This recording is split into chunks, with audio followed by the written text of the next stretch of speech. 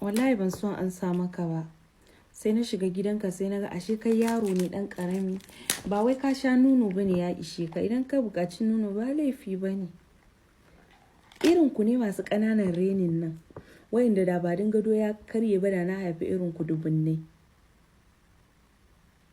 Ka gan ka dan mitsitsi da kai, shegu kwartaye kawai yan bura uba ba ku kai ko ina ba. Yaushe aka muku kaciya, yaushe buran ku ya fara tashi. Amma har kun fara kwaɗayin mace, kuna so ku san daɗin mace. Wataƙila ma ka sani. Ko dai mama da baba suna yi a ɗakin ku yana kusa ne kuna ji wannan sexy morning din idan ma an iya kenan.